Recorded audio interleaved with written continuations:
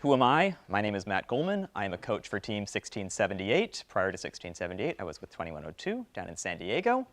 In my day job, I am a mechanical engineer at a company called Advanced Farm Technologies, where I design and build autonomous fruit harvesting robots. You can see one of them right there. So while it's not strictly relevant to this conversation or this discussion, I did want to start with the very beginning of FRC, just because it's kind of fun to see where things came from. So the very first game in 1992 was called Maze Craze. It was played on a 16-foot square field with about 15-inch by 20-inch tethered robots. The playing surface, rather than carpet, was corn. It was dried corn kernels about 1.5 inches deep. Robots were tethered, and the rules were very simple. There was a pile of balls, tennis balls in the middle, and robots try to pick up the most of them. I did actually find a strategy sheet that someone had saved from 1992. I don't have it in here. But just to show where stuff started, here's a couple of robots. So this is the team that would become Team 20. This is Team 45, and this here is the first ever world champion of FRC, would become Team 126. Team numbers didn't exist yet. So after 1992, some stuff happened. You don't really need to know about any of this, but just know that things changed, things evolved over time. Here's the stuff that I fit nicely into a timeline. Here's the stuff that I didn't. But if we now are going to fast forward 22 years later, and things are going to look different. So in 2014, the game was called Aerial Assist. Aerial Assist is played with two 24-inch inflatable exercise balls. Each alliance gets one at a time. And it is played on this field, which is very open and very simple, which is nice. So field elements here. Down the middle of the field, there is a truss, about 6 feet tall, sort of spanning left to right. On either end of the field are 4 goals, 2 low, 2 high. And then there are boxes at the sort of the short or the long ends of the field where human players' job is to turn balls to play if they get thrown out of the field. Right, because I forgot about this every time I rehearsed. The field is split into 3 sections, red side, sort of neutral area in the middle. So just what the goals look like. There are 2 big high goals sort of spanning the whole field on top. And then on the bottom are these low goals. Low goals are set up so that you can score onto the top, the front, or the sides. Any way works, they will all be counted.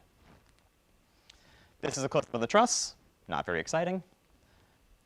So here's a quick rundown on scoring. So the way this works, you get 1 point for scoring a high goal, or 10 points for scoring a high goal, 1 point for scoring a low goal.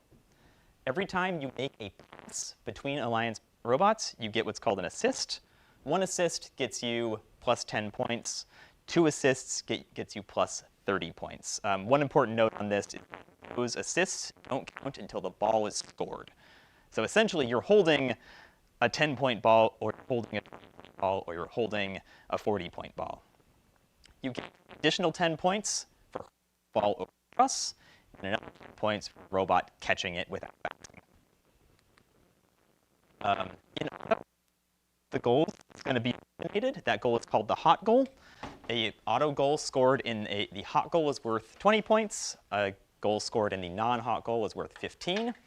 And the other big caveat on auto is that all the auto balls have to leave the field before teleop can start. So in summary, you're passing balls robot to robot and eventually into a goal. And it's a simple field with simple rules. This is one of the reasons why a lot of people really loved this game. Because it was kind of played as a sport, a lot of big, exciting actions, and it wasn't hard to understand. So strategy 14. Because you only get 1 ball at a time, one of the biggest, most important things is that losing control of the ball was just a disaster. If you had to spend 20 seconds chasing your alliance's only ball all over the field, you were just losing points by the second. And on that line, catching a hurdle in a robot-to-robot pass is a huge opportunity for failure. One robot throwing a ball over the truss and another robot catching it is a hard operation if you have just 2 robots on the field. It's borderline impossible. Because you're trying to max cycle, 3 touches, those 2 assists, between robots. And one interesting thing, point values, just X point differential between the logo and actually a much smaller differential. 31 points versus 40 points, which means you should actually just score where you're scoring in 2014. Heavy defense, score in the logo, because it was easy. You could just drive up to it. It wasn't too bad. So with those strategy notes, basic gameplay worked like this. The middle position, the robot in the middle has to do the most driving. They're essentially your quarterback. The robot in the end position is the one who has to receive the ball and put it in the goal. They're your wide receiver. So a typical cycle looks like this. The third robot inbounds the ball from the human player. They receive it from the human player. They pass it to the best robot that you have, who's in the middle, immediately. No messing around with anything, just a direct pass. The robot in the middle, I don't know if you caught this, because the human player can return balls to play with no penalty, passes the ball to the human player. Because the human player is never under defense. You cannot have a robot body blocking a human player. So the human player can catch the ball with nice dexterous arms, robots don't have, and pass it to the robot in front directly, who can then go score it. And that robot would score on the logo fastest. Like is this. So this robot directly from the human player here, and then pass it to robot 2, who drives into the middle zone, passes it to the human player, who goes to robot 3, who scores it. In an ideal world, this is what every cycle looked like. We, of course, don't live in an ideal world, but this is how it should have looked. So we're going to quickly watch a match video. This is, I'm not going to watch the whole match because we don't have time, but I would like to watch, I think it's the blue lines in this one. So first off, you've got 254 doing their fancy 3-ball auto over here, where they take all 3 of the alliances, get them all in. Probably the best auto in the world. So down here, you're going to see, no, it's up here. So takes the ball from the human player, an immediate pass to their partner, who then gets into the middle under some defense. Remember, there's no swerve drives back then. This is you olden days. A straight toss out of the field, which is perfect, and then a pass to 254, who is going to do whatever they can to get a ball in the goal. So that's what typical gameplay looks like at a high level in 2014. It was just a fun, exciting game. There's also just a lot of isn't actively busy doing their jobs. They're typically defending bots, keeping those passes from being fast and smooth. But it was generally one of the most loved games we've ever had. So here's some robots. I'm not going to a ton, but just you can kind of see anatomy of a robot here. You've got these 2 robots on the end who have sort of big plungers to fire the ball. In the middle here, world champions have a flywheel, but large space for a ball in the middle, way to catch a ball, way to shoot a ball. Also, 1114 Einstein finalists. This was their robot in 2008, and they clearly copied it quite a bit for their robot in 14. Does anyone have any questions about 14 before we go on? Nothing? Yes? Wait, so there was this whole, like, back and forth, like they can go outside the field and so, what it will look like? wait, there was a picture right there. There's the goal. Okay. So the high goal is up here. So the human players, as stated in the manual, their job was to return balls to play that exit the field, and there was no penalty for it, which means that if you want to return a ball to the field in like a safe, reliable way, you can just pass the ball straight to the human player, and they'll just toss it right back where it needs to go. And they can't be blocked, they can't be defended, and they have dexterous arms. So after one of the best games we got, Recycle Rush, which we're not going to talk about a ton because it was boring, because it was kind of a weird irrelevancy in game strategy. It's a huge outlier. The game pieces in 2015 are this tote, which is the same thing you get the kit of parts in, a recycle bin, which is a normal trash can, and a pool noodle, like a pool noodle. The field looks like this. You'll notice it's split up into red and blue sides. You are not allowed to cross into the opponent's side. You just stay on your side the whole time.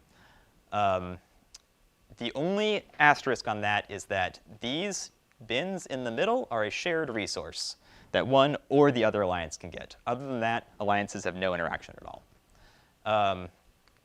These big white strips are places where you can stack totes on top of, and there are human player loading stations in the corners here. So summary, you're going to pick up boxes and stack them. You don't interact with the other alliance.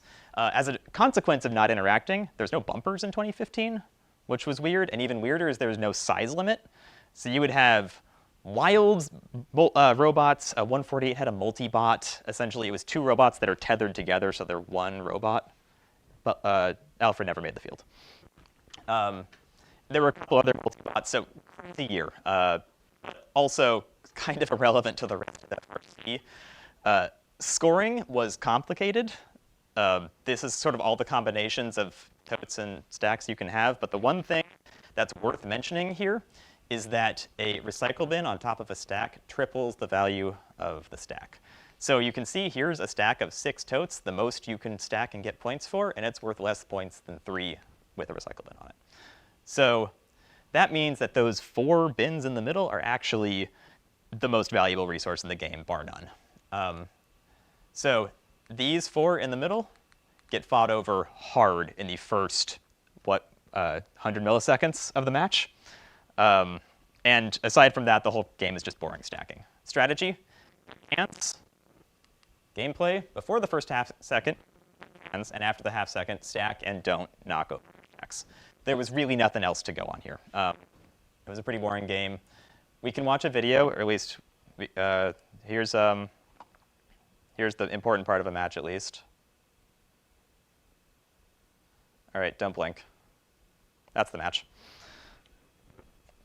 Nothing else after that really mattered. The Red Alliance got all 4 cans in that. We can watch it again if you want, but like, truly the match gets all the cans, because it doesn't matter how good you are at stacking, you're not going to have 3 times what opponent can do.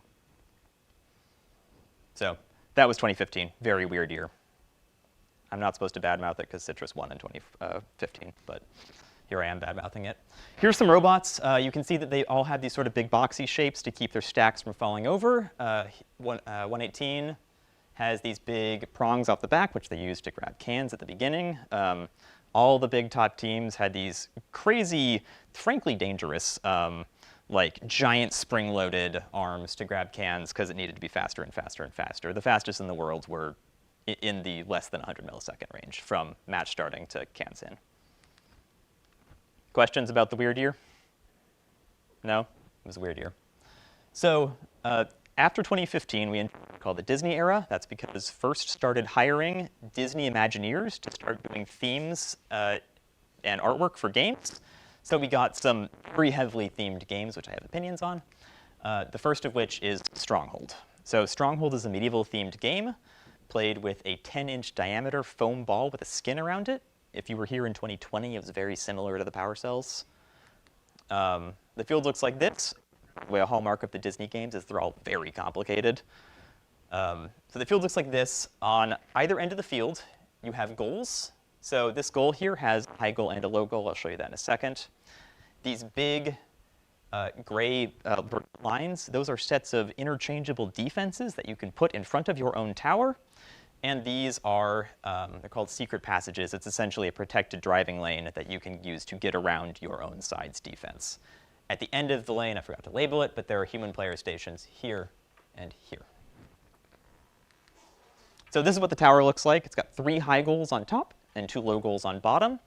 Around it, there is a platform called the batter, which robots can park on at the end for some bonus points. These are the defenses. You don't need to know them, but essentially each spot had 2 separate defenses that you could swap out. The far spot had a fixed low bar. I think it was a 16-inch high low bar that the robot could drive under if it was short enough. In 3D, this is what the field looks like.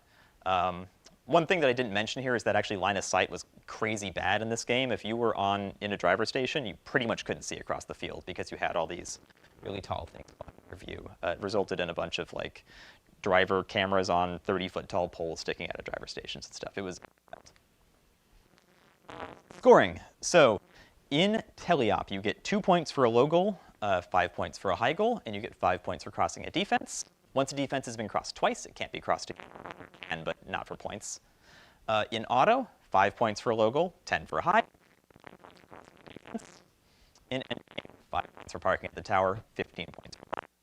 So the picture here shows, does anyone want to count how many points in endgame here? Complicated math, late in the day.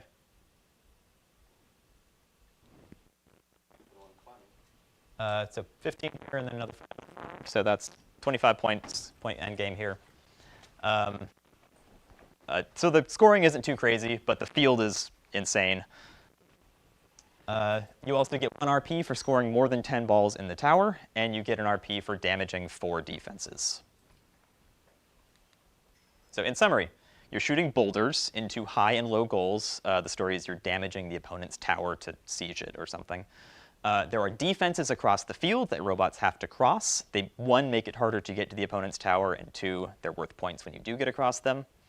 There are bars on the tower to climb, which I forgot to mention. You can see there, you can kind of see them here. There's 1 in each face. And there's a secret passage past your own team's defenses so you can get to your own human player station. Okay, so strategy. Whenever you get a game like this where there's a bunch of game pieces around, you want to control the open field balls as much as possible. So you don't want there to be any available game pieces for the opponent to take. The other thing that's important in a game like this is something called an overflow mechanic. So the human player has a limited number of spaces they can stash game pieces before they have to start introducing them to the field. So what you want, ideally, is the human player feeds a game piece to your robot when your robot is ready for a game piece. But if they have boulders building up behind the thing, they have to put them in the field regardless of whose robot is there to take them. Which means that, and those reintroduced balls are right next to your tower to be scored on you. So if you start scoring enough in the opponent tower, then you can start scoring faster and faster as your cycles get shorter and shorter. So games like this, what's important is keeping the net flow of balls across the entire field in the right direction, and that ensures you're going to keep winning. So gameplay. Each team has a role and a spot on the field they play in. There's 1 team in the courtyard that are up front of the tower. They poach balls at the opponent's secret passage, and they make short shots, short, quick shots. There's 1 team cycling who's crossing across the entire field to their secret passage, their human player station, and making sure that balls are not loading up there, balls aren't filling up there. And then there's a team in the midfield stealing any balls that are available and crossing defenses when they can. So on a map, it looks like this. So we're Blue Alliance in this case. So the Red Alliance is trying to bowl these balls out for their own team, and this team in the courtyard is going to snipe them when they can. We've got our team over here making these big full field runs. And we've got 1 team in the middle who's just poaching anything they can. So video. Again, not going to watch the entire thing. Oh, God. OK. So match starts autonomous, couple defense crosses, couple shots made on goal.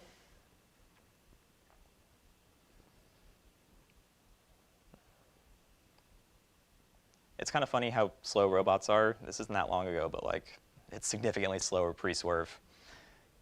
But here you can start to see teams filling into their roles. So 254 over here up top is just going to be running back and forth under the low bar to their own human player station. 1241 over here in orange is going to be mostly staying up front to make those short shots. And then they have 1731 in the middle here, playing some defense, poaching balls when they can, and crossing defenses when they can. So by having these clearly defined roles, you control all the available balls on the field. You make sure you're always, keeping that net flow where it needs to be. And you're also keeping everyone out of each other's hair. You don't want to pile all 6 robots into one spot ever. So keeping everyone in separate zones really helps that. Here's some pictures of robots.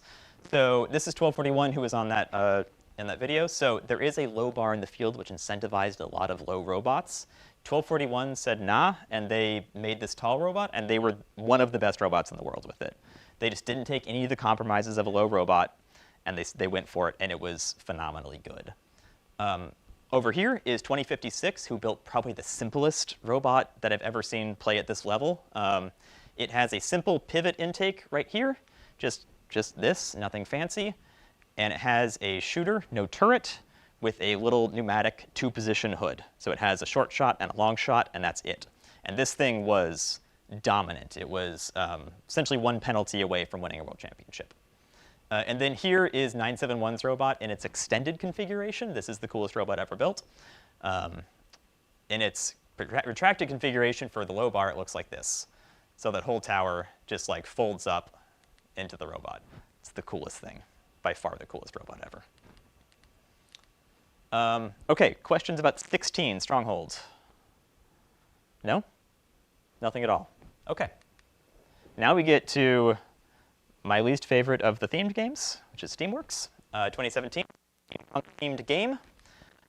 The game pieces, we've got a 5-inch diameter wiffle ball, which is kind of softish, and a rigid 12-inch diameter hard plastic gear.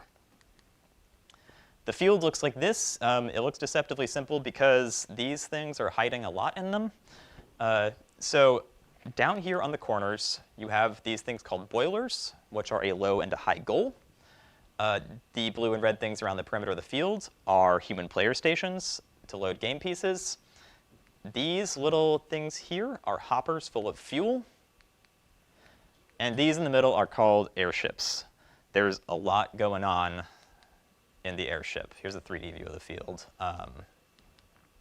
So the airship, for one, has 2 human players on the structure. So there are 4 people in the field during a match, which is weird, but actually very cool. That's my favorite thing about this game. On the airship, there are pegs here that you can place a gear onto, which is attached to a lift system that the human player can pull up into the airship. On here, there are pegs around this perimeter where the gears are placed, and there are different numbers of pegs such that to place gears onto. Once you have filled up a row of pegs, you can spin them. I think there's a handle on one end. And you can spin them, which then spins this rotor. So you have to physically make a gear train to the rotor in order to spin it to get points. What you actually score are rotors. You don't score gears. There's a lot. So the other thing on the airship is these things right here are ropes that at the end of the match, the human player reaches. Actually, they were like not allowed to reach out. There was a thing, right? They had to throw them. And the human player drops these ropes out for the robots to climb at the end of the match. And the other thing is there's 2 human players and 3 ropes. Super common that each human player would throw out 1 rope and just forget about the 3rd. And you just have 1 robot just like banging against a wall trying to get the human player's attention and just miss a climb for it. So scoring, I'm sorry, this one's going to be a lot. OK, so you don't score gears, right? You score rotors. To get your first rotor requires 1 gear. There's also 1 gear preloaded on the human player station, and teams missed it. It happened. Your second rotor requires an additional 2 gears on top of that. Your third rotor requires an additional 4 gears on top of that. And the last rotor requires an additional 6 gears on top of that. So you need 13 total to get all 4 rotors, which pre-COVID was actually like a lot of cycles to make. In teleop, you get 40 points per rotor. In auto, you get 60. Fuel, so the little wiffle balls, scoring for them is very different. In teleop, you get 1/9 of a point for putting a fuel in a low goal. You get 1/3 of a point for fuel in a high goal, which means that an auto rotor is worth, which is an insane balance to make, but that's the rules we got, so that's what we played. In auto, these are tripled, so you get for a low goal and 1 entire point for a high goal in auto. Endgame, you get 50 points for climbing your rope. So just looking at this, you can see that there are points in some pretty clear places, right? There's points, a lot of points in gears. There's a lot of points in climbing. Not a lot of points in fuel, which is like the most important thing about this game. So ranking points, you get 1 RP for having 40 points worth of fuel scored, whether it was in the low goal or the high, and you get 1 RP for having all 4 of your rotors scored. So, summary. You've got human players in the middle of the field. Robots are placing gears onto pegs, which human players are lifting to put to score rotors. Fuel comes from hoppers, gets shot into boilers, which has a low goal, but no one used it except 399, who was actually pretty good at the low goal. Human players deploy ropes in end game. So strategy, don't botch the climb. It's the #1 strategy note in this game. Anyone could run gears, but so many missed climbs in this game, and almost everyone lost a match. All of the points are in, if they're not in climb, they're in gears. Fuel only mattered if you were good enough to get that ranking point. If you couldn't score 40 fuel in auto, you pretty much shouldn't have been trying, because it was just a waste of time on trying to get that ranking point. It was really difficult. Defense is possible in this game, but it's not super common. I'm going to admit this is actually my strategic failing here. I don't know why defense wasn't super common in this game. It seems like it should have been more common. So, gameplay. Wow, really? No arrows. OK. So, typically speaking, you're running cross fields to pick up gears from the human player stations, running them back, scoring here, and then if you score all 4 of your rotors, then you can start playing fuel. And please, please, please don't ever miss the climb. Here's some pictures of robots. So these are 2 gear scoring robots. 5499 were world champions. Just a very small robot, very fast at scoring gears. This was a little roller intake to pick up gears, place them in. Super simple, super effective. Back here you can see a little Velcro roller, so that way it would just drive into the rope, suck it up into the Velcro, and climb. Very simple. 5687 here is the highest scoring, the highest rotor RP average of any team in the world. It was just a simple slot on top where they just drive it to the human player station, drop a gear into the slot, and then drive over to the peg to kick it out. Super simple robot, and once again, one of the best in the world. Playing the fuel game required some real sophistication. So here's 2 world champions, 973, one in South Champs, 254, one in North Champs. Both of them, you can see, big polycarbonate bins to hold a lot of fuel, because you needed to hold a lot of fuel if you wanted to make a points impact. You can see they both have these dual width shooters, 2 wheels side by side, because you needed a lot of throughput if you wanted to play the fuel game in a meaningful way. And each of them didn't ignore the gear game. You can see kind of there's a thing on the, I promise there's also one on 254 that is for picking up and placing gears. But you can tell that in order to play the fuel game, you need to dedicate almost the robot to it, because it was so difficult. Question slide in there, but any questions on 2017? I didn't put a gameplay video in, sorry. So why was it favorite again? Oh, just the crazy point imbalance. Like, the fun part of the game, shooting fuel, is worth nothing, and the rest of the game is just like shuttling penalty zones. It was, I don't know. It was just an unfun game. I didn't have a good experience. Fun, I don't know.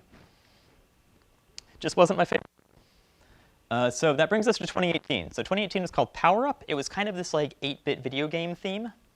The game pieces were called Power Cubes. I think they were supposed to represent like pixels.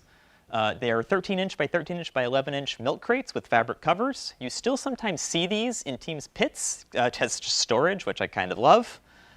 The field looks like this. So there's a lot of stuff in the middle going on here. What those are is in the middle is one big, tall teeter-totter called the scale. And on the sides are 2 smaller teeter-totters called switches, the more floor level. And here are holes through the alliance wall called the exchange. And there's also, you can see some pre-stage game pieces sitting around the field. Here's the field in 3D. You can get a sense of how big the scale was, a sense of scale. And some low switches. And then you can see this hole in the wall. It's got an arrow pointing to it, in case you miss it. Close up on the scale. So the scale has a platform on either side, one for the red alliance, one for the blue. It has these platforms, and it has a little climbing bar. I think it was 16 inches wide, 14 inches wide, something like that. Big enough for one robot to grab. Definitely not big enough for two robots to grab, unless they're like real creative. The switch, super simple.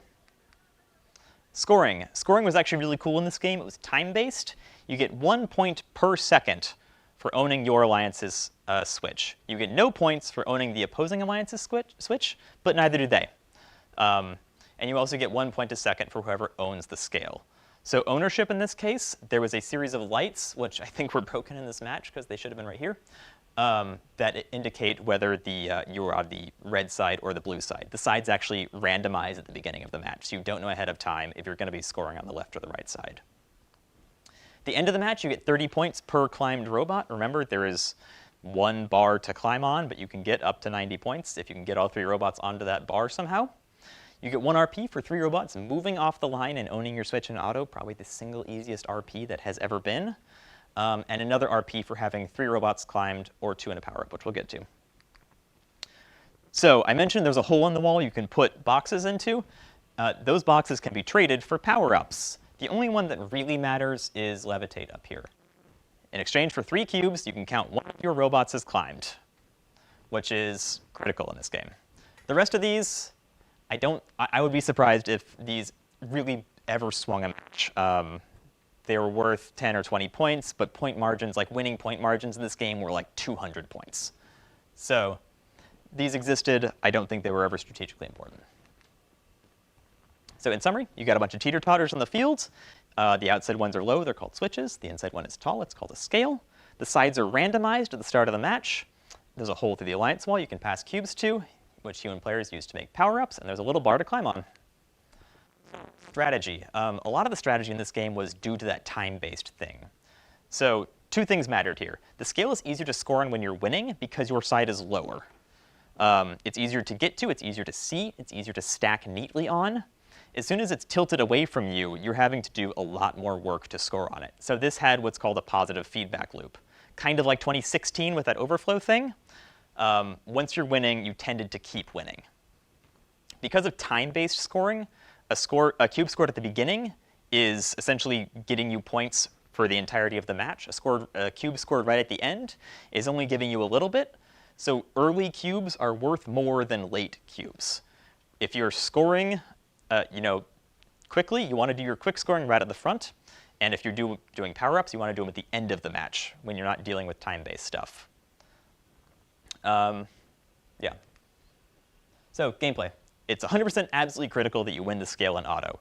Most winning autos also won the match. The best auto in the world, I know I've mentioned them a lot because they're hard not to mention, 254 had the only reliable 4-cube auto in the world, and they went undefeated from their first event to Einstein Finals. 53-0, it's never been done before, or since. Never lost a match because their auto was so good. So once you're into teleop, the closest, fastest cubes should be played early to advance or gain the lead on the scale. So whatever cubes were quickest to get into the scale, those are the ones you want. There's those pile of cubes on the sides of the switches. You want to reserve some for the exchange, but you don't want to actually deal with it until the end once those early cubes have been scored and you're down to the final seconds.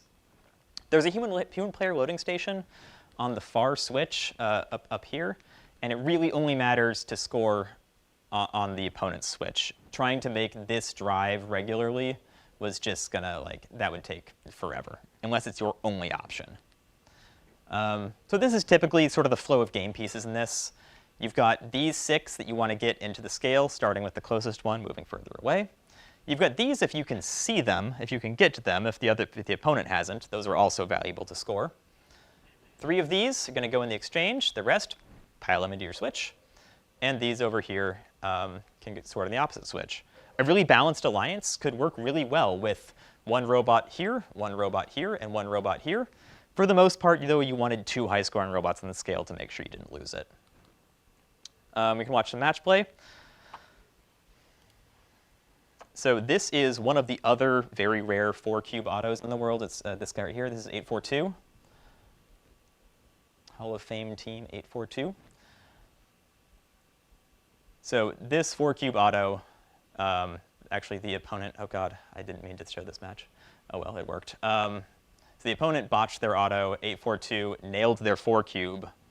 This was not a totally reliable auto, but when it worked, it worked. And once they had that, there's pretty much no coming back from it.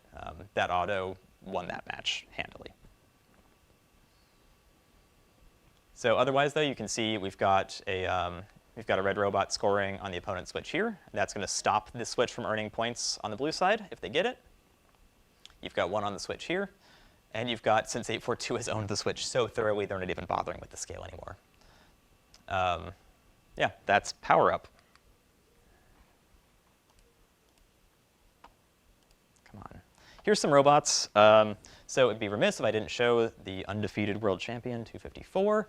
So it's hard to see. They have a little rolly claw in there that's on a wrist, so it pivots out to pick up, and then it sort of keeps the cube safely inside the robot and can also shoot out through the elevator.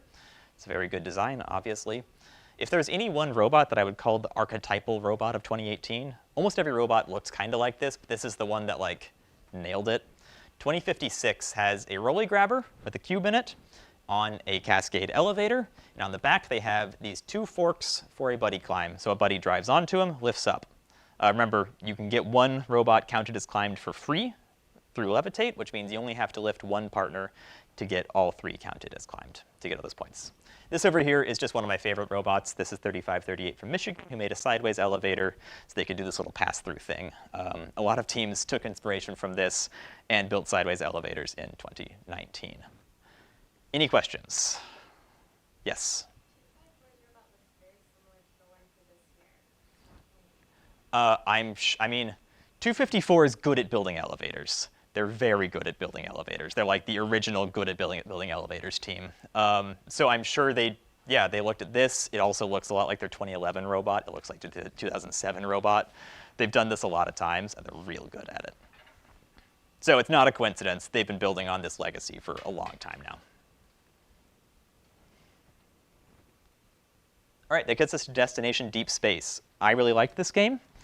The game pieces in 2019 are called Cargo. There are 13-inch inflatable balls and hatch panels, which are 17-inch round flat panels with Velcro on the rim and a hole in the middle. So these are like 1/4-inch thick polycarbonate panels. The field looks like this. So on the sides, you have these things called HAB. The CAD model's broken here. There's not supposed to be a stripe there. These are called HABs. They're sort of climbing platform areas. These are called cargo ships. This game is space-themed, if you didn't catch that. And these are vertical tower goals called rockets. The field, you can see, is split into a blue side and a red side. And the goals are split accordingly. These 3 scoring locations are for the blue. These 3 scoring locations are for the red. And there's also human player loading stations here, here, and across on red, too. So the field, here's the scoring locations, the ships. So the rocket right here is a big vertical thing that has 3 different levels of scoring. The cargo ship here has 8 different goals, 2 on the front, 3 on each side. The way that these work is there are Velcro tabs on the sides of that polycarbonate panel, the hatch, and those can stick to these Velcro strips that are on the sides of these holes right here, these Velcro strips. So if you put a cargo into this hole, it will just roll out until you put a hatch on it. If you put a hatch on it, then you can put a cargo in and it will stay. Same with the cargo ship here. If you dropped a cargo in this top hole, it would just roll back out the front. You need to put a hatch on it to retain it. Oh, the other thing is that in auto, you can pre-stage game pieces in there, but at the beginning of teleop, they sort of get flipped out. Put that note there because I kept forgetting. This is what the HAB looks like. So it's got this platform with a nice ramp on it. And then here you've got 6-inch level 2 HAB. It's a 6-inch like ledge that you have to get up. And then in the middle is the level 3 HAB, which is an 18-inch ledge from the, or 19-inch ledge, I guess, from this platform. So summary, you can pre-stage hatches or cargo in the sides of the cargo ship. Right, the match doesn't start with autonomous this year. Instead, they covered the glass with a black roll-up screen. And at the beginning of the match, the drivers are either going to drive by camera feed or the robot's going to drive autonomously. That was called Sandstorm. In teleop, you're only allowed to have one of your robots across the field playing defense at a time. If you have a second robot cross the center line, you get I think it was a yellow card. Might have been a tech foul. And then at the end game, you climb on the hab. Scoring, you get 6 points, or 3 points just for leaving your hab, but that's 6 points if you start on that first level and just like jump off it. So if you're willing to take that like hit to your odometry and your autonomous, you get some bonus points for it. You get 2 points for every hatch and 3 points for every cargo. In endgame, you get 3 points for parking on hab, or for getting to hab 1, basically just drive up, easy. Get 6 points for climbing onto hab 2, as 2056 is doing here. And you get 12 points for climbing up to hab 3, as 1114 is doing in the background there. You get 1 RP for completing a rocket. That means all 12 game pieces, 6 hatch panels, 6 cargo. And you get 1 RP for having more than 15 points in endgame. That would mean, 1 hab 3 climb and a hab 1 climb, 2 hab 2s and a hab 1, whatever combination gets you there. Wow. So did want to talk quickly about that pre-staging on the cargo ship. So you can pre-stage either a hatch or a cube in each of the side bays. And there's an actually cool strategic decision there to make, which is that if you pre-stage all hatches, it means you can't score hatches on there. So you don't get those points for the hatches, but it does mean that you can score cargo in them immediately. So you can fill the entire cargo ship with 10 game pieces for 28 points, 2.8 points per game piece. If you stage all cargo, then at the beginning of the match, they all get flipped out. Then you can put hatches on it and get points for the hatches. And you can get more total points out of the cargo ship, but it's fewer points per game piece that you're scoring. So in essence, what this worked out to was a bet that you would make at the beginning of the match on how many cycles you thought you could make. If you thought that you could do enough cycles to fill the entire cargo ship, then you pre-stage all cargo. That never happened. I don't think anyone ever filled the entire, every scoring location on the field. The other thing is that if you know you're going to be under really heavy defense, you can pre-stage hatch panels because cargo is easier to score. Just a good sense decision. In quals, you wanted to have your auto on the rocket, so you can get that ranking point. And in elims, you want it on the cargo ship because it's just worth more points. So gameplay. This is a double offense, 2 offenders, 1 defender. That's pretty much how you wanted this to be played. Each scorer focuses on 1 rocket first, and then if they fill that rocket, then they move to the cargo ship. You start on the far panels because they're the hardest ones. They're the ones you don't have a good line of sight to. The rocket's sort of facing away from you. Do the hardest ones first, then you get to the near panels, then you fill the cargo. And then your defender plays zone defense in front of the other side's strongest scorer. So what this looks like on the field, it's a pretty boring map, but you've got 1 robot doing this cycle, 1 robot doing this cycle, and then your defender is going to pick one side and just hang out. Honestly, they could pretty much just park right here, and as long as they're blocking the other team from scoring on the rocket, they're doing their job. However, most defenders didn't just park. Most defenders wore wild wrecking balls. This was a pretty heavy damage year for it. Some drivers had a lot of fun with this. Some did not. I thought it was a strategically interesting game, but I think that was a personal call. We can watch a little bit of gameplay here. I don't have anything specific I want to show off about this. I don't know. How far behind am I? 6:15. Not too bad. So this is Sandstorm. So some of this is autonomous. Some of this is a driver with just a webcam. This is Ontario Provincial Championships, by the way, so DCMPs. And, oh, they didn't show it. The screen's just raised, and now it's into teleop.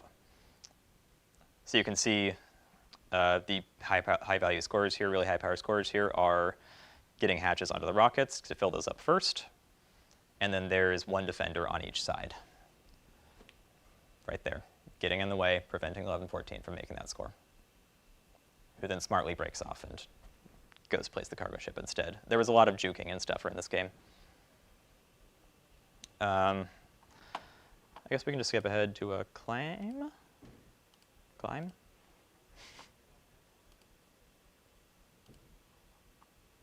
Okay, final 15 seconds. So everyone's cutting their climbs down to the wire because they want to be sure to get as many points as score as many points as possible first. There's 1114 popping up, 1241 just misses it. That's 2019. Oh my God. All right, here's some pictures of robots. So in increasing level of complexity, so 2910 in 2019 is one of the all-time great examples of simple robots done well. They could not score on any of the high goals. They were ground level only. But there was something crazy like, 20 potential scoring locations just on the ground. I said, sure, that's more than we can do, so why would we bother building higher than that, right? And they were, in fact, the highest scoring robot of the year. All they scored was right on the ground, and it was phenomenal. 973 over here, won a world championship, their second world championship, third world championship, third. And they also actually had a limitation on the robot. They could only score the bottom two. They couldn't score on the top level of the rocket for similar reasons, that it's only a couple game pieces up there. They scored where there were scoring points positions available. And just saw him 1114. This is sort of this was a good robot to build, right? It wasn't crazy complicated other than this climber down here, but it's a cascade elevator, which there's examples how to build online. This intake has a little, you can't really see it here, this is sort of a little finger hatch grabber thing that grabs the inside of the hatch. And then here is just a series of rollers to grab the ball, center it, and hold it. Then they've got their wildly cool climber that kind of vaults up. 2019 questions. Yes? You said this was a more damaging year. Yeah. Were there, noticeable differences in the rules? Noticeable differences in the rules. I don't know if the high-speed ramming rule was in place in 19. I honestly, I don't know specifically enough to say. Sorry. There weren't protected scoring zones. One of the high to score while not being protected. There was a high likelihood of falling over. Yeah, yeah. Right now, if you're scoring on the third level of the grid, you're in a protected zone. None of that in 2019. All right. 2020/2021 Infinite Recharge. So Infinite Recharge was Star Wars themed. It was obviously a little weird because this is COVID year, but we're going to talk about it to the extent that we can. It was played with something called power cells. These are 7-inch diameter foam balls on a field that looks like this. So the first thing you see is obviously this big square thing in the middle. This is the climbing structure. In this, down the middle here, are 2 climbing bars that swing. They think they've got plus or minus 15 degrees of motion. On the top and bottom of it these are called trenches. Essentially kind of like a low bar where your robot can drive under if it's short enough. On top of it is a round thing you can spin. It was called the control panel. And then on the ends here, you've got a pool and a human player station. Quick question, does anyone recognize steel bars at the climbing area, which is just part of the structure of the truss? Kind of rough to cross this. As field layout from a previous game that we just talked about. Goal at one end, high goal, low goal, human player station on the other end, sort of maybe a low bar, you could say, that your robot drives under. Oh, Stronghold. It's Stronghold. This game is Stronghold. And there's even, because of those bars there's even defenses across the field that make it harder to drive across. This game was 100% Stronghold. So just to close up on some of these goals. So the high goal, we'll start with the low goal, sort of this big slot thing at the base. The high goal had this cool mechanic where there's a big outside goal worth 2 points, and then there's this little inside goal worth 3 points inside it. So you could be targeting the inner port. If you miss, you get to the outer port. That was sort of what was supposed to separate the good from the great, right? The really best teams in the world are going to nail all of these inner port scores, and rising teams are going to be scoring on the outer port. This is what the generator switch looks like with its swinging bar that you can climb onto. Not a lot to say. It swings. This is what the trench looks like. So was anyone here playing in 2020 or 21? No? A little bit? OK. So this thing on top is sort of this called the pinwheel with the DJ booth. It had a ton of names. The Wheel of Fortune, a lot of names for this thing. But essentially, you could rotate it to different positions or number of rotations to achieve ranking points. The game really never got far enough to see this done more than once, I think. But if anyone was wondering, this is actually supposed to be this thing that R2-D2 spins on the Death Star. That's where that started. This game is Star Wars theme, if I didn't mention it.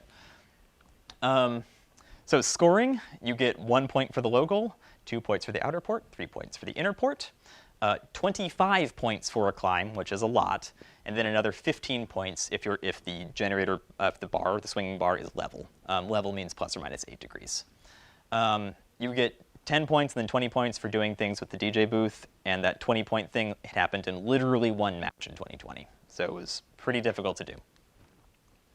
You would get 1 ranking point for having more than 65 endgame points. That means 2 robots on a level bar. And you get 1 RP for having stage 3 on the control panel, which is to do with this rotating thing. You need to score 49 balls to get there, and you have to rotate the panel to a specific color. There's a little more to it, but it was so rare that I'm not even going to talk about it. So in summary, you are scoring power cells in high or low goals, and the high goal has an inner and outer section. There's a rotating control panel that you can spin if you choose. There is a tunnel under the control panel to incentivize short, speedy robots, and there's a swinging bar to climb an endgame.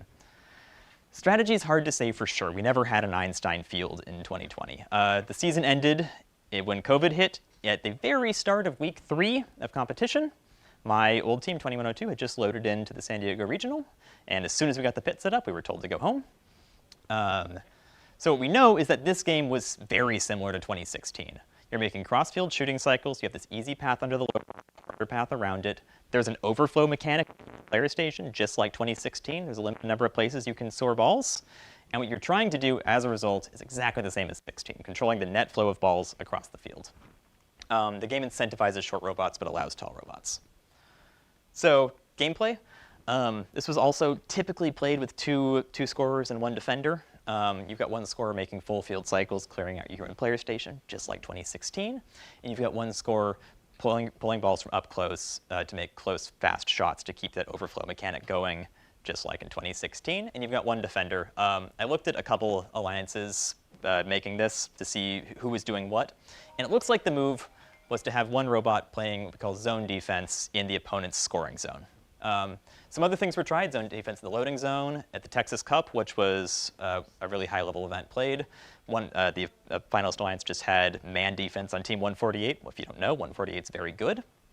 The other important thing, 3 climb every time. Climbs are super important. So strategy, before the overflow looks like this. You've got 2 robots making cross-field cycles. To keep out of each other's hair, you probably want 1 going low and 1 going through. And you've got 1 robot playing zone defense over here. Once the overflow is started, then you do this instead, and you've got 1 robot up front, 1 robot still making these cycles. Here is a match video from Jazzy Champs. I'm not going to watch the whole thing.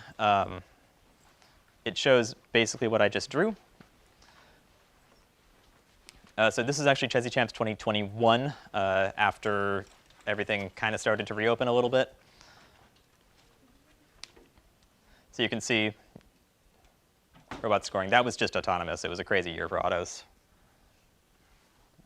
So you can see we've got 973 over here doing these full field cycles. And then 1690 is going to be going under this trench run. And then this is 4499 is going to be playing defense on this low bar here. The big holdup was always trying to get balls into robots quickly. It's just almost painfully slow how long it takes to load up. But simple cycling game with a little overflow mechanic over here, which is about to start, I think. How am I for time? Oof. Actually, wait, no, I started at 5:30. I'm doing good. OK, so basically that's what Infinite Recharge looked like. Don't want to watch the full match, but here's some robots. These are kind of the 2 far opposite ends of the spectrum for what you could build in 2020. Here is 973, which is a very simple robot. I show them a lot because they're so good at making the simple, best robot. This was the highest scoring robot in the world. They were, I think, the first pick at Jazzy Champs or the first captain, one of the 2. It has a hooded shooter. There's no adjustability on the hood. There's no turret. There's, in fact, open loop code on the wheel, so it's just running constant voltage. No smarts in that thing at all, but it was the best shooter on the planet. The intake is just a simple pneumatic 2-position block. And then the climb is a telescoping tube. I think it's the Great Tube that you buy from West Coast, or the Great Telescope. So super simple robot. On the other end of the spectrum is the other alliance, the other winner from Chessy Champs, Orbit. So Orbit has a swerve drive. Oh, by the way, this is a tank drive. It's a simple thing. This is a swerve drive. It has indexer, which is a rotating mechanism for feeding balls really quickly. It has this pop-up shooter that folds down to fit under the low bar and pops back up. And it also has this nice fancy intake. Very complicated robot. Two very different approaches to this game, both incredibly effective. Infinite recharge questions, which I may or may not be able to answer because the season only kind of happened. No? OK. All right, so post-COVID, things got a lot faster. One thing that happened I didn't mention was that there were called the at-home challenges during COVID, where you would essentially have your robots racing like obstacle courses. So teams got really good at making tiny, fast swerve drives, which is why as soon as COVID ended, suddenly there were a bunch of tiny, fast swerve robots everywhere because everyone got good at them and decided they're actually really fun. So the 2022 game is called Rapid React. Probably my favorite game, actually. I know there's a recency bias there, but it was fantastic. The game piece is a 9.5-inch diameter oversized tennis ball called Cargo. The same thing as 2019, which is also called Cargo. HQ only knows like 12 words, so they repeat them. This is the field. So in the middle here, you've got your scoring zone called the hub, which has a high and low goal. And on these corners, you have climbing zones called the hangars. These are human player stations in the corners. The hub looks like this. For those who don't know, this game was originally supposed to be playground themed when they had to reskin it to airplanes. So this was supposed to be one of these things originally. This isn't confirmed by anyone who knows things, but to me it was like, oh yeah, it's definitely one of these things where you score in the top and then balls fall out. So the hub has a high goal and a low goal. This is the hangar, which is clearly supposed to be monkey bars. The hangar has a mid goal or a mid rung to climb on, or low, mid, high, and traverse rungs. You get increasing points for climbing higher. And scoring is relatively simple. 1 point in the low goal, 2 points in the high goal. Those are doubled in auto. Climbing, you get actually increasing marginal points for increasing climb heights. So on the low bar, you get 4 points, mid bar, 6 points, high bar, 10 points, and traverse bar, 15. So you get 2 extra points here to here, 4 extra points here to here, 5 extra points here to here. Increasing marginal points is kind of rare in FRC, but that's how they ran it. You get an RP for scoring over 20 cargo, and you get an RP for over 15 hangar points. In whatever combination you want to get it. Strategy, you want to score everything available in auto. Every ball on your side in auto, you want to get scored because it's worth double points. And as far as getting the most balls scored, it's really about shortening your cycles, making sure each cycle you drive is as short as possible, and lengthening your opponent's cycles. And of course, you want to climb as high as possible, as late as possible. As high as possible for more points, as late as possible for more time. So one interesting element of the field is that there's a bunch of blind spots. These areas that I highlighted are all really hard to see from the blue human player station. So this area right in front of the drivers, you just look right over it. Balls would pile up here and with the drivers not noticing. This area behind the hub, very much the same way. And the area underneath the opponent climbing area, you got penalized pretty harshly for making contact with the opponent robots in there. So if one of your balls rolled in, it was a huge risk to go in and try to get it out. Gameplay, this was also a 2 offense, 1 defense game. You would have your 1 defender playing man defense against your most vulnerable opponent. So the opponent you can stop the most points from, not necessarily the one who's scoring the most. The defender is going to pick up 2 opponent balls. And one thing that's also happened sometimes is hiding balls in that blind spot behind the opponent's hub. 6328 has an auto that does this. It's very cool.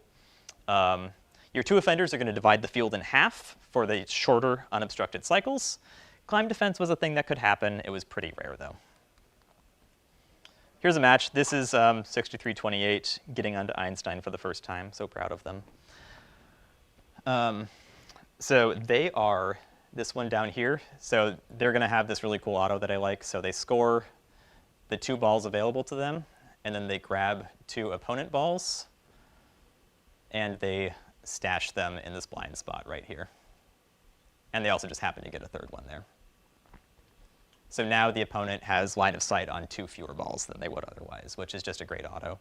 But at the time Einstein got around, people caught on to that and knew that there were 2 pre-staged balls for them behind the hub, so it ended up kind of biting them. But it worked out. It worked out for them. They got to Einstein. So that's as far as I've got for 22. Here's some robots. This is Citrus's, my favorite robot that Citrus has ever made. It's a very simple robot. We took inspiration from 973. So no turret. We did give an adjustable hood, but swerve drive, no turret. This climber is just 2 simple extensions that are spring-loaded. On the other end of the spectrum, you've got 254, World Champions, again, who has 2 intakes, one on either side of the robot. They also have a swerve drive. They also have a turret, and the turret has an adjustable hood with rollers, and also this crazy climber that skips past the high bar to climb. Any questions? Nope. Sure thing. OK, does anyone want me to cover 2023? Yes? Austin, you do? OK, we can talk about it. It is technically history. The season's over. So the game pieces in 2023, if you didn't see them outside, are a 13-inch tall, soft plastic traffic cone and a 9.5-inch diameter inflatable. It's called a cube. It's actually a ball with corners. The field looks like this. In the middle here are these 2 square platforms, which are called charge stations. They are ramps that tilt front or back, and scoring areas here and here, with human player stations on the opposite corners. There are 2 human player stations this side, 1 on this side. The scoring area is called the grid. It's a fairly complex assembly. It has these posts on which you can place cones, platforms on which you can place cubes, and on the floor are what are called hybrid nodes, where any game piece can be scored. Right? Exciting. This is what the charge station looks like. It took inspiration, I think, from the 2012 ramp, but I didn't talk about 2012. In scoring, you get 2, 3, or 5 points for low, mid, or high goals, regardless of what type of game piece it is. In auto, those values are all worth 1 more, so it's 3, 4, or 6. You get 5 points per link, and a link is any horizontal row of 3 pieces. In endgame, you get 6 points for having your robot docked, which means on the bridge but not balanced. 10 points for engaged, which means you're on the bridge and balanced. I forgot to, oh, wait, how did I do this? Yeah, OK. In auto, this is supposed to say in auto, 8 or 12 points for 1 robot docked or engaged. You can't have more than 1 in auto. You get 1 RP for having more than 6 links, and you get 1 RP for having more than 26 charge station points across both auto and endgame.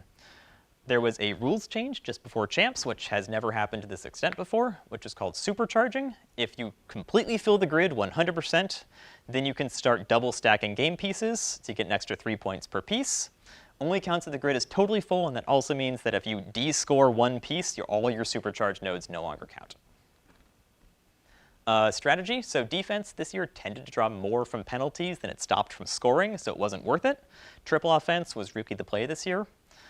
You wanted to keep out of each other's way, and almost every piece of strategy in this game comes down to keeping out of each other's way. So before you start the match, you should be assigning roles for pickup locations, who's picking up game pieces where, who's traveling down which lanes, and who has the right of way when 2 robots are coming at each other.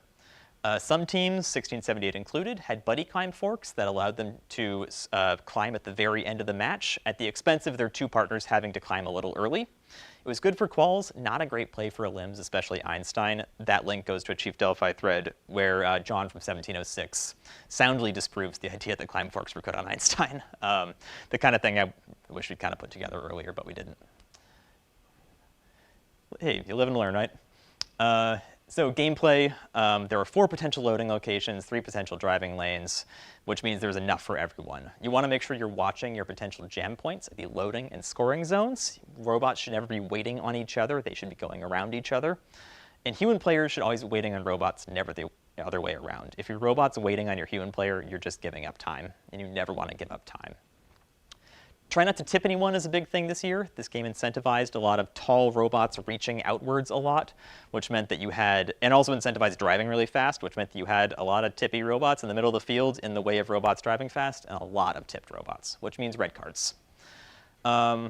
Everyone always climbs after their last cycle, and you want to not miss one of those low nodes, especially after the supercharge has gone into effect. The only thing I wanted to say on strategy is that you've got a couple lanes of travel and you've got a couple pickups, but these two pickup locations were kind of in each other's way. So you really wanted to have only one of those going at a time. Here's some pictures of robots. There were a couple different architectures here that were big. 2910 had this sort of pivoting, extending thing similar to what we have, Citrus. This is 581's diagonal elevator. This is a really simple architecture, really good architecture. And there are two types of double jointed arms you saw around. One that with a high shoulder, low elbow, one with the reverse, low shoulder, high elbow. Any questions about the game happening today / tomorrow?